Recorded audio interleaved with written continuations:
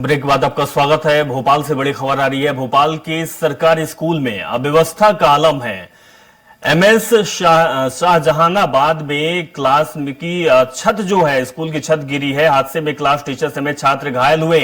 तो स्कूल का निरीक्षण करने पहुंचे कांग्रेस विधायक आतिफ अकील ने जताई है नाराजगी। स्कूल प्रबंधन पर जताई है नाराजगी, जमकर लगाई गई है फटकार। तो बड़ी जानकारी आपको दे रहे हैं। बड़ी लापरवाही सामने आ रही है।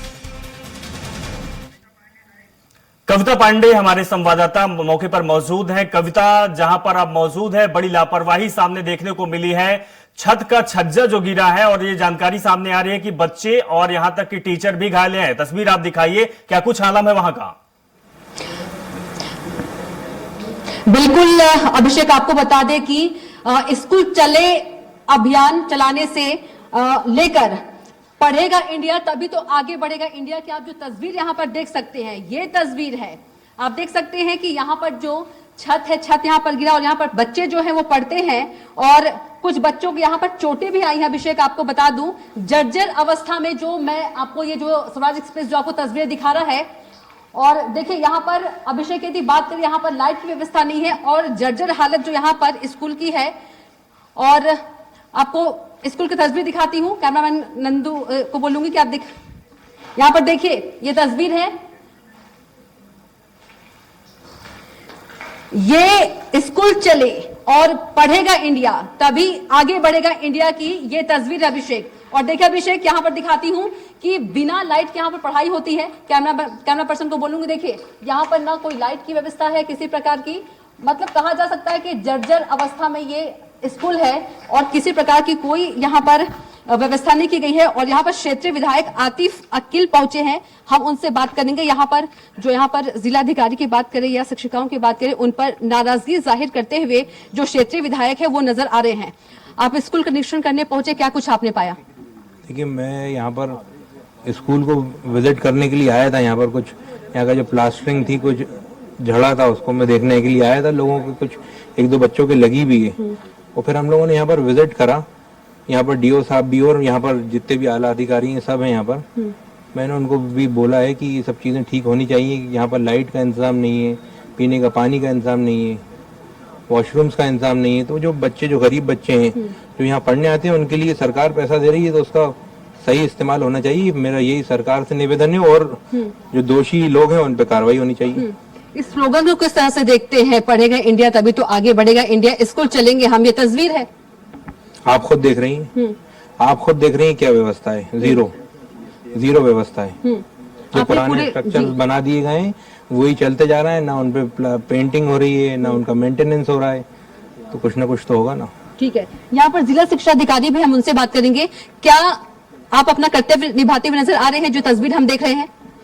देखिए, ऐसा है कि ये हमारे स्कूल शिक्षा विभाग के दो कंपोनेंट है, एक सर्व शिक्षा अभियान, दूसरा समग्र शिक्षा अभियान।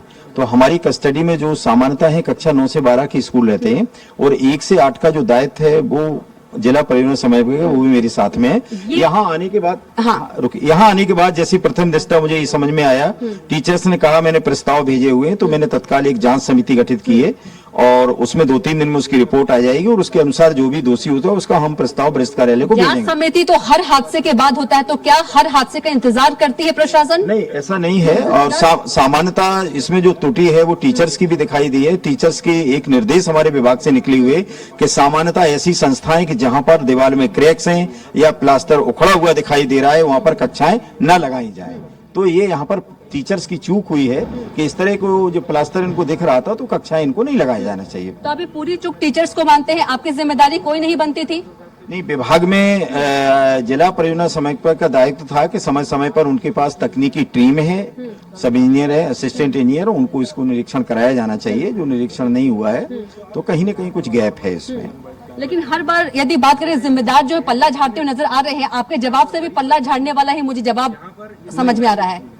ये जवाब पल्ला झाड़ने वाला नहीं है। प्रथम दृष्टया बिल्कुल पहले क्यों नहीं व्यवस्था जो है दुरुस्त कर ली जाती है ताकि ऐसी हादसा नहीं। एक मिनट, मेरी बात सुनिए। ये बिल्डिंग कोई ज्यादा पुरानी नहीं है, मिडिल अभी 15-16 साल इस बिल्डिंग को सर्व शिक्षा अभियान के अंतर्गत बनाया गया है, तो इसमें कहीं न कहीं जो पानी की सीलन हुई है वो टीचर्स भी उसको नहीं समझ पाए और वो वहां से उसका प्लास्टर निकल गया है। टीचर से ये गलती हुई है कि बच्चे को ऐसे कमरों में जहां पर क्रैक्स हो, प्लास्टर हो, कभी भी कक्षाएं नहीं लगाना चाहिए। बिजली भी नहीं यहाँ पर, अंधेरे में पढ़ते हैं बच्चे। बिजली के लिए ये हेडमास्टर से मैंने पूछा, ये सर्व शिक्षा अभियान के अंतर्गत इनको पैसा दिया हुआ है, ये इनकी मतलब मैं कहूंगा कर्तव्यहीनता है कि एक सामान्य सा काम जो है इनके द्वारा नहीं कराया गया है, तो मैं इनको कल सुकोस नोटिस तो आपकी दूंगा। टीम में सब पर नजर नहीं बनाए रखती है, पूरी जिम्मेदारी जो है, पूरी जो गलती है ये शिक्षकों की ही है।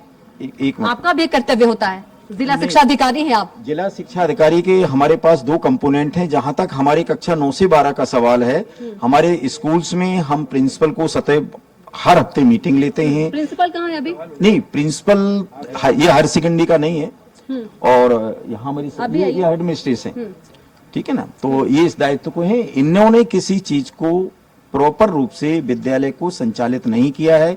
ये बहुत सामान्य सी बात थी कि कहीं भी कोई क्रैक दिखाई देता है ये तो बच्चों को वहां पर ना बिठा लें। क्या आप अपनी गलती मानते हैं? जिस तरह से जिला शिक्षा अधिकारी है उनका कहना है कि आप लोगों की चूक है, आप लोग दोषी हैं। जी, मैं अपनी क्षमता से ज़्यादा यहाँ पे काम कर रही हूँ और जो जो मुझे फंड मिलता रहा समय समय पे मैंने अपने फंड से भी अपने स्वयं के पैसों से भी स्कूल के मेंटेनेंस कराने की कोशिश की है।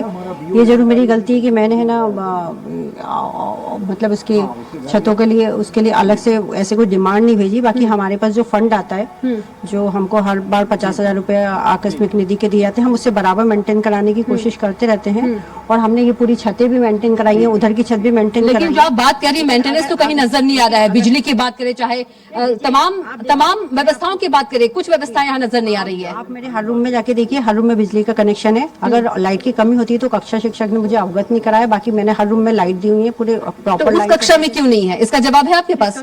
उस कक्षा में क्यों नहीं है? कक्षा में भी पूरी लाइन डली हुई है बिजली की।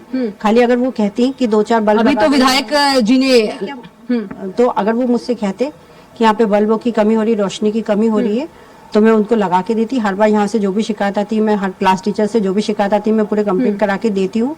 और अगर वहाँ पे लगता नहीं कि आप लोग बच्चों के भविष्य के साथ खिलवाड़ करते हैं?